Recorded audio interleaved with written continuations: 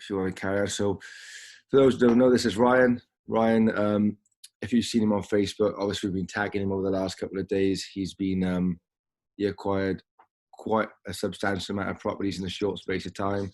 A very experienced investor, and he also educates now as well. So hopefully you can take a lot from this today. So I won't say much more, Ryan. I'll just let you carry on, mate. It's going to be a bit different. Ryan's going to be talking more than, so say, dropping slides, etc. So yeah, just take some notes, and yeah, over to you, mate.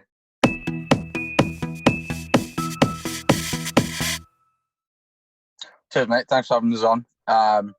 Firstly, just want to say I don't actually live in my car. So I am.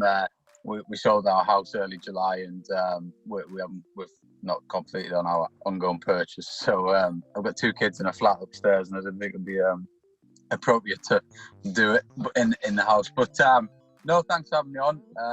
As Dee said, I've not really got a presentation to go through. I find just talking to people really is the best way to go forward. And I think with property, one thing I discovered several years ago was how to actually control property and control other people's property to make money from it. And I think that when you first get into property, you want to obviously buy assets and have them for the long term, and you don't really know. When you don't know anything, obviously you cannot move forward, and bit by bit, slowly but surely you're starting to get a bit of experience and finding things out. And then I discovered sort of controlling strategies. And in essence, for those, I don't know how many people on this are kind of property related or know much about property, but in essence, what you do is you kind of rent a property or you lease a property off somebody else, and then you use it for your business purpose. So I fell into this by accident, and I think the majority of the time you do tend to fall into things by accident with property. I think when Dee and I met last, we were discussing how I only set out to have a couple of buy-to-lets as a pension. By no means did I expect to have kind of the portfolio size that I've got now or the business that I've got now.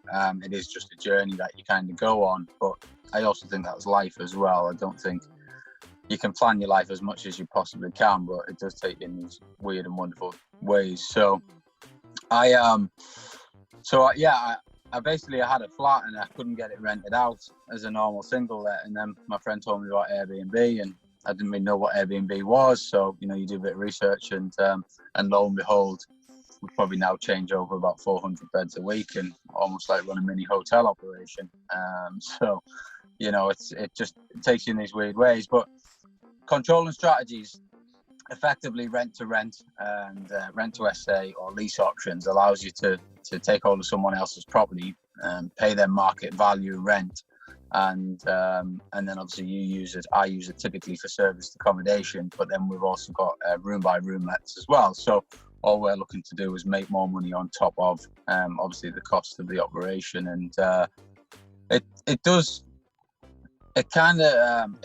me a bit how experienced, more probably the older sort of property investors will just not engage in this strategy because and they think it's like not real property investing, whatever that means. I mean, for me, property investing is about using a property to make money, and obviously it's great to have the assets for the long term, but for me that's just the cream on the top really, is the asset growth. I'm more just after the cash flow. And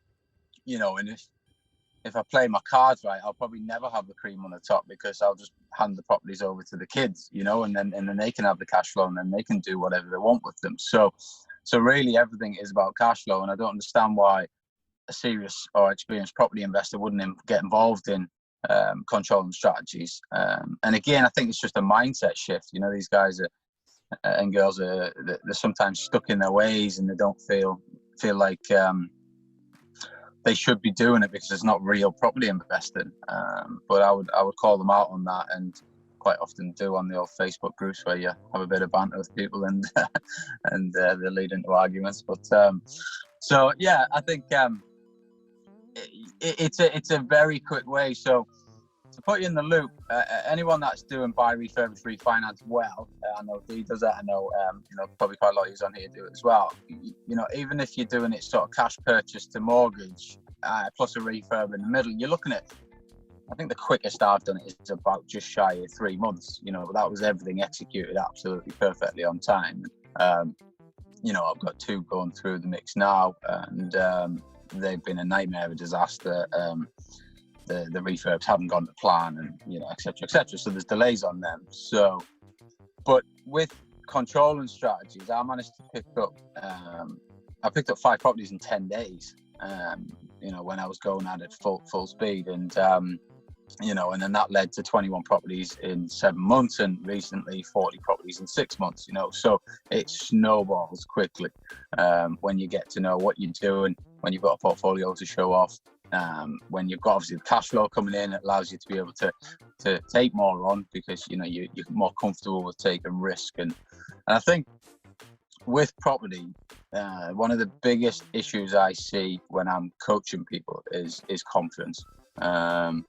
The confidence factor of getting, is it right? Am I buying the right property? Is it in the right location? Am I renting the right property? Is it going to work?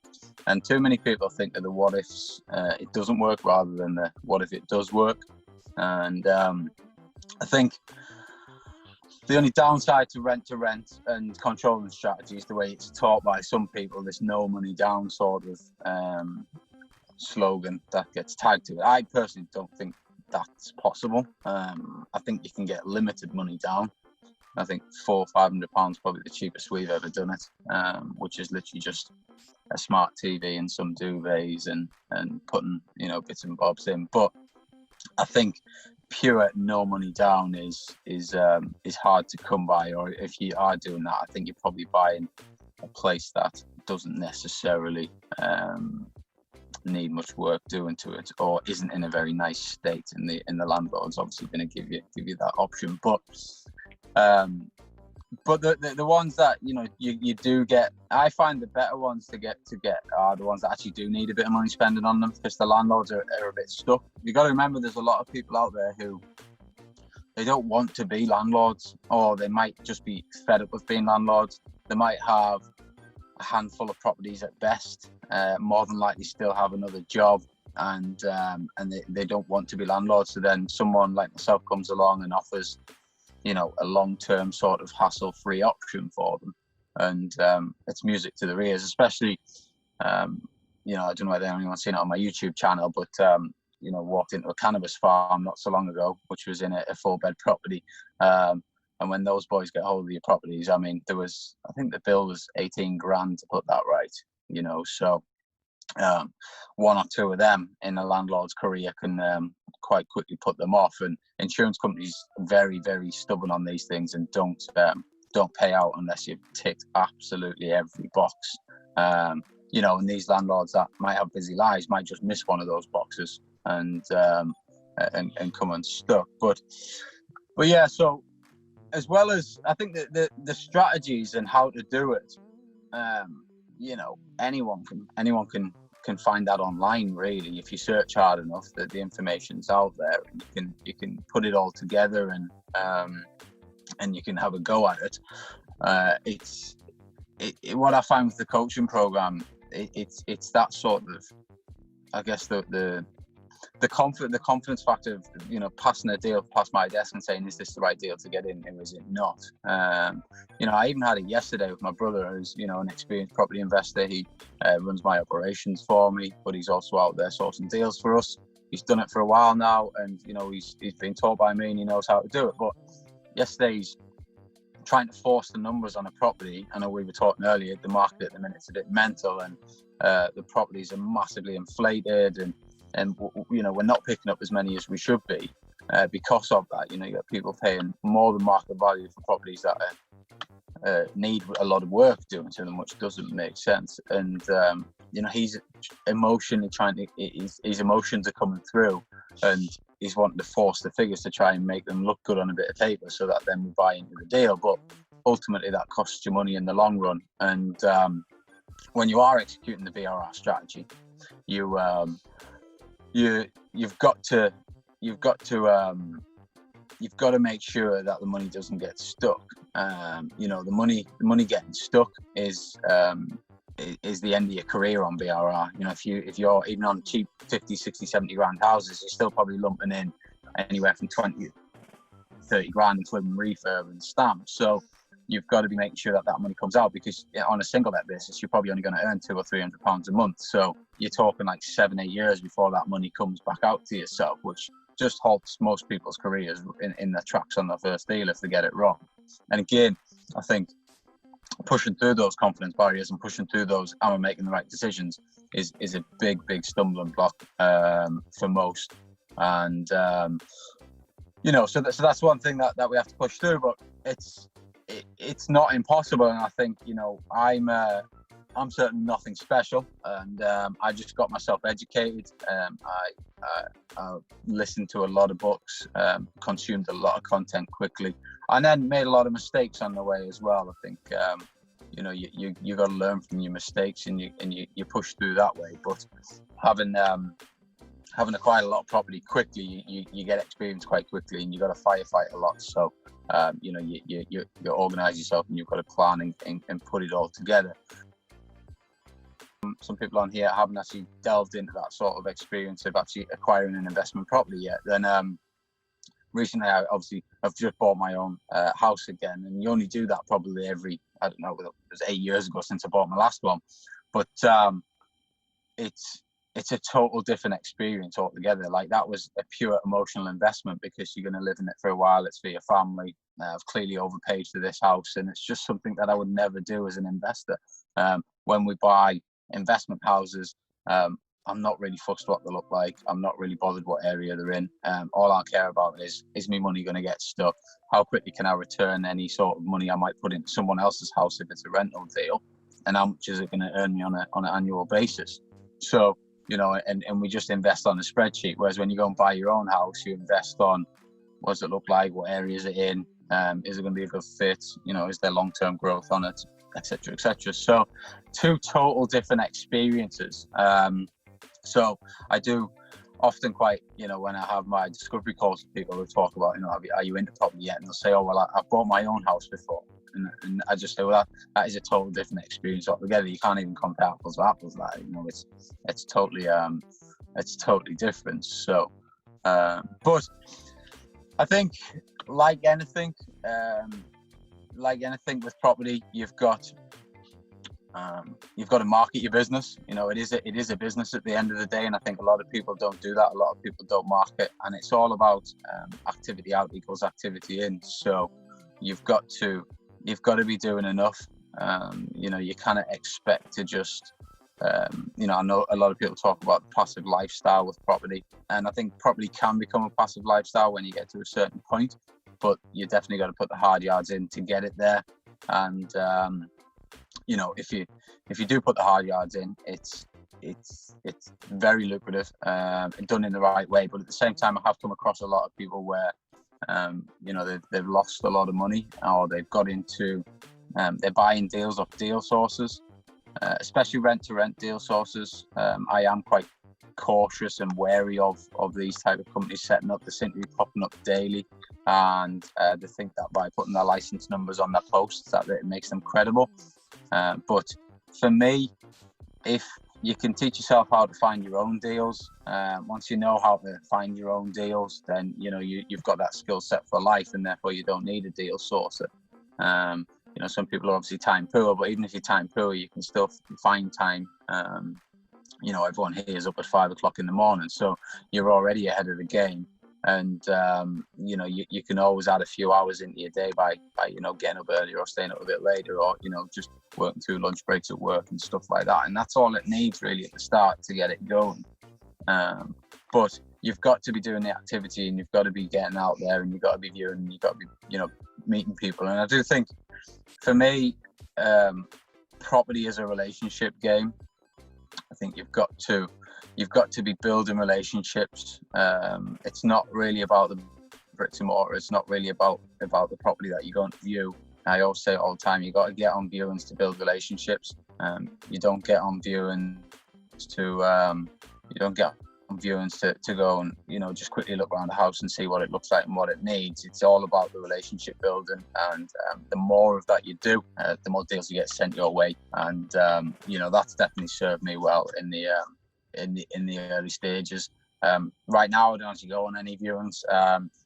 You know, I've scaled the business to a point where, you know, got sort of 3 or 4 guys on the floor, out and about all the time, kind of doing the viewings and reporting in. So, which is great. You know, it means that, you know, I've taught them a skill set, and then they're using my sort of knowledge to be able to then help grow the company further.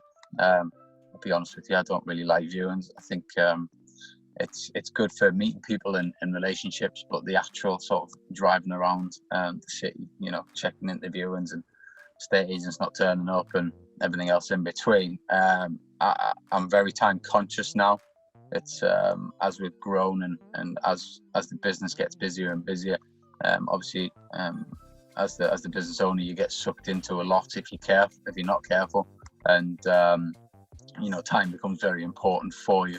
So I like to buy time now, and you know, we do that in a number of ways. You know, we've got overseas virtual assistants, which, you know, beaver away day in, day out, collecting the right data for us, and then they pass into the guys who are going out and doing the viewings, and then they'll, you know, the VAs sometimes even schedule them straight into their diaries with the estate agents, and then we're out and about viewing and building those relationships. So, you know, it just, for me, it's all about time management and being efficient with your business as well as you grow. Because one thing that did happen when I secured, when I took the 21 properties on in such a short space of time, I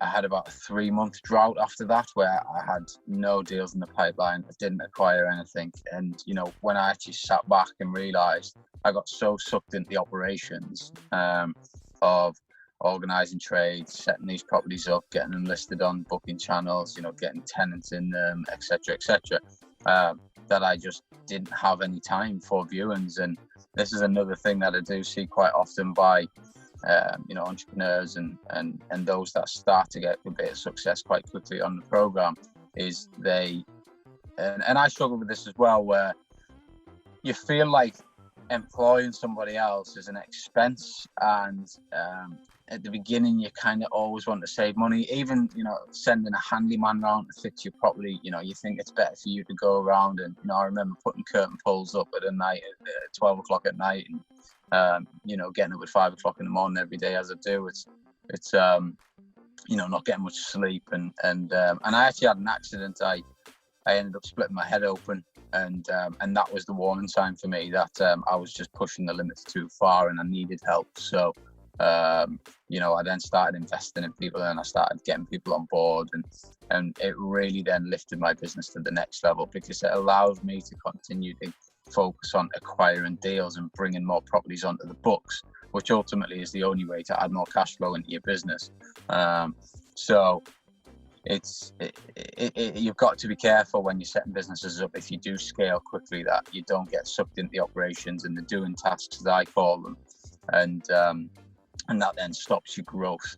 And I see this time and time again as I work with you know, various property businesses up and down the UK, and as they're starting to get the success, or maybe some of them are already successful, and they hit this roadblock of not being able to acquire more property, and we dig into the business and we see that all they're doing is doing tasks, you know, tasks that, you know, I call £10 an hour tasks, you know, that you shouldn't really be doing as a business owner. You know, if you go and acquire a property, you know, a good rent-to-rent deal can make you anywhere from, you know, £10,000 to £18,000 a year. So why are you doing £10 an hour tasks? You know, you should be out there, if you're the one that's got the skill set to be able to acquire the properties, which you more than likely have, because you'll have had to start it off that way, and that's how your business will have built. I have been on a couple of mentorships myself, one with Grant Cardone, and which was a good experience, and then I went on a marketing one with a lady called Jessica Jobs over in the States, and the marketing one for me was an absolute game changer, and then when you put that with a property business, you've just got leads on tap basically. And I think it's a lot of a big thing that I think a lot of people miss out on is they think that, you know, you go ringing estate agents all day, every day is the only way to get deals and the best way to get deals, you know, or sending a few letters out is how it all happens. And yeah, that's it. That is a part of the strategy.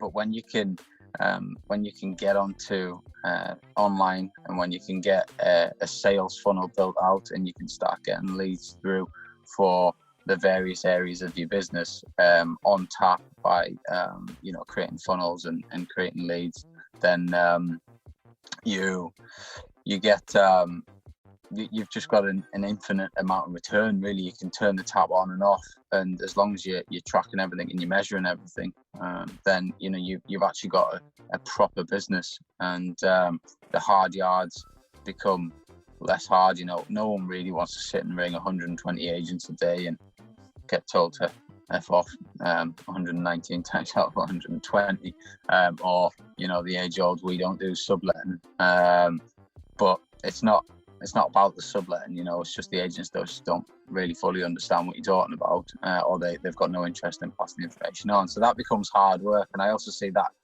in itself puts a lot of people off property, especially if they're going down the rent-to-rent route as a starting point, and the lack of results that they get from the effort going into making all those phone calls stops them in their tracks there and then. So it's you know, so you got to be able to market yourself as well, and you've got to have that skill set in your business. You know, you wouldn't have, you don't see, you know, Apples or Starbucks or you know, Mercedes-Benz or whoever it might be not doing any marketing. You know, it's I'd imagine they spend a lot of money, and it's a core part of their business. I'd imagine they've got huge teams and they're constantly generating leads, and I think you have to be a lead generator as a property entrepreneur if you want to blow your business up. But with estate agents, you've got to work with them, you know, as well. I think I actually got asked a question from one of my mentees, it was last night, asking me where I get all my BRR projects from. And, you know, the simple answer is Rightmove. Estate agents have got most of the stock. So we do pick up direct to vendor purchases, but they're probably only form, I don't know, maybe 20 or 30% of our purchases. The majority does come from Rightmove and from estate agents. And you know, it's what I like to do is try and talk to the vendor myself rather than through the estate agent if I can. And you know, I do that by obtaining their contact details on the viewings. But a lot of the stuff, you know, estate agents hold most of the stock. So you do want to be building relationships with estate agents. And, you know, I had a good friend of mine who's a local estate agent here in Newcastle, and he, I think it's on my YouTube channel, the interview that we did with him, and he talks about the right people to get into with estate agents, and how all these renters and you know, the businesses like mine who want to control property as well as actually own assets, they're constantly sending letters to the door, and it just totally misses the mark. So he gives a good background on how you should be, you know, try and make best friends with the valuer in the business, and then also try and make friends with a single person in that estate agency, rather than just blanket ringing each estate agent and just trying to rattle out your script. And don't always think, you know, me. Always try and create a win-win for them. And you know, and it really pays dividends. And that was a great interview. And you know, we can go into depth a bit more about it, but it's all about relationship building, and I come back to it time and time again. The whole property game is about relationship building, and when you start to figure that out and start to create win-win situations for landlords or for, you know, potential struggling, you know, people that may have inherited property and they need out of it quickly, or I had a couple of phone calls as soon as COVID happened from people that I'd spoken to probably October, November last year, and they're basically just saying, can you buy my house off me? You know, shit's about to hit the fan, I'm going to lose my business, etc. And it's not great for them, but at the same time, you know, they needed a problem, and I solved the problem and bought the house off them. So You know, so it's a win-win situation that you're creating all the time, and I think that's where rent to rent is, when these experienced property investors, as they call themselves, frown upon rent to rent. I think what they don't understand is every single landlord that I've got into a deal with, I've helped their situation more than I've looked to help mine at the start. So because if you don't, then you'll not get into the situation. You know, these deals that we pick up, they can't get these properties rented. They've either been trashed and they can't afford to fix them. So, you know, I'll pay for the refurbs as part of the deal. You know, are just sick of managing tenants and the hassle that comes with it. They might have had periods where they've gone to court, you know, they've had to serve Section 8s, you know, so there's a lot of, it's very rare that you'll pick up a rent-to-rent deal off a landlord that has had no issues. He rents his property every single time. It seems to come back without needing an end-of-term refurbishment, you know, because they've not experienced the downsides of everything.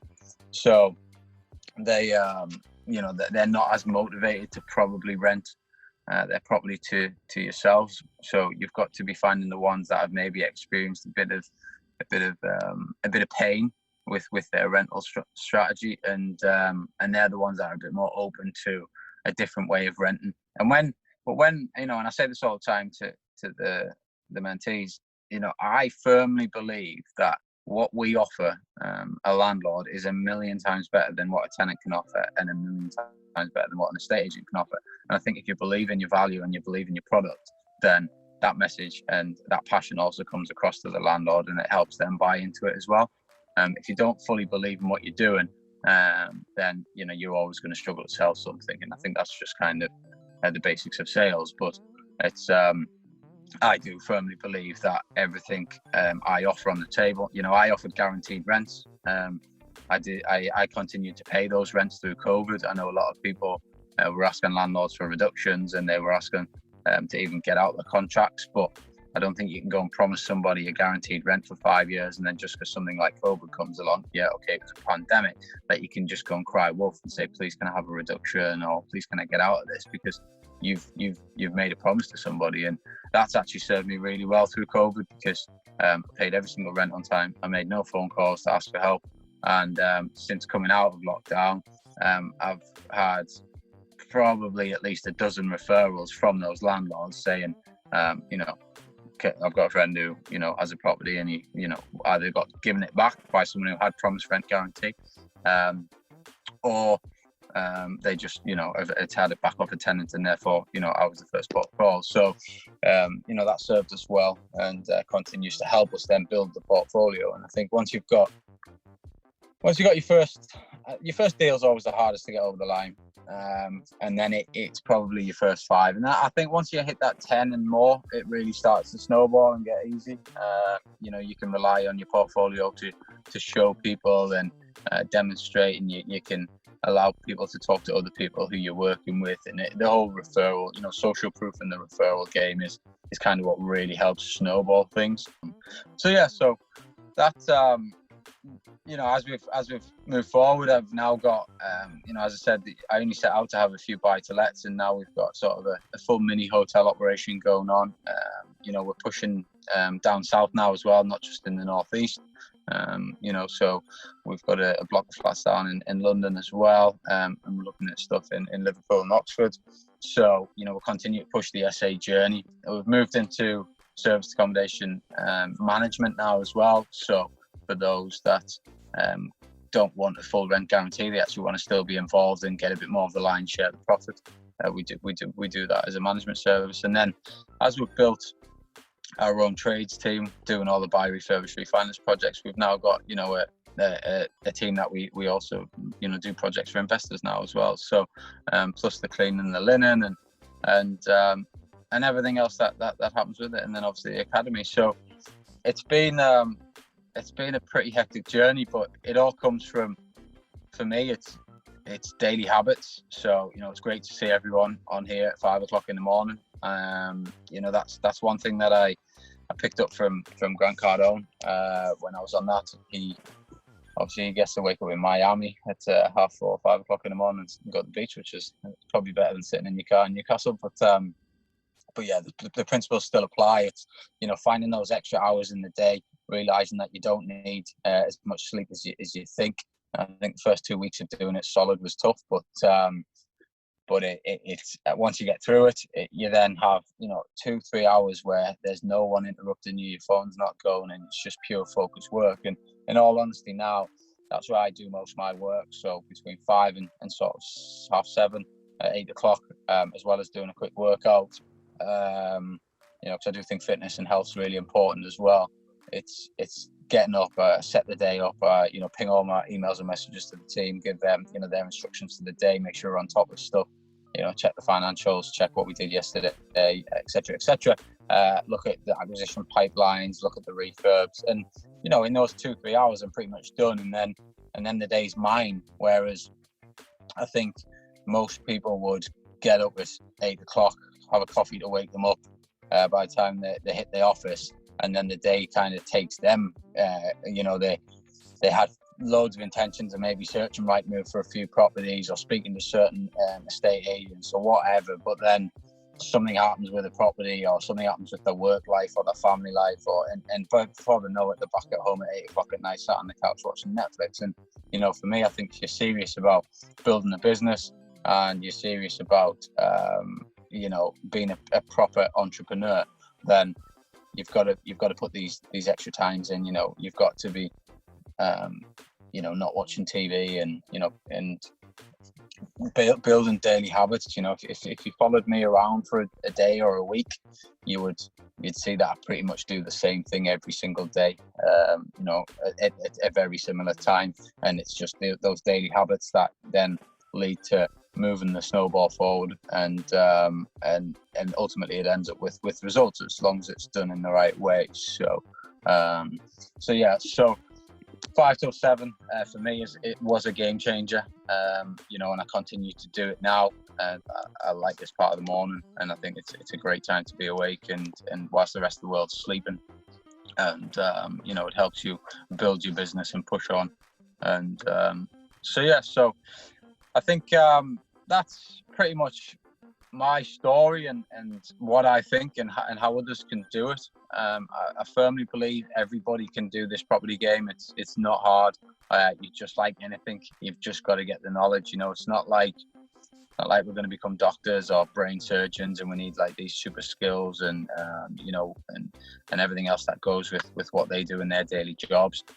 You just got to get the foundational knowledge, and then you got to get the confidence, and then you've got to be consistent in what you do. You've got to show up every day. You've got to make sure that nothing slips, and if you do that, I do genuinely believe that you get results. And I've seen it myself. Obviously I coach, and we've got young kids, 19, 20, 21-year-old taking a punt on themselves, all the way up to adults in the late 50s, 60s, on the program, and everything in between, and every single one of them following the step-by-step guide that we put in place, following the program, plus interacting with me and the other mentees, and using the video course that we've got for the knowledge.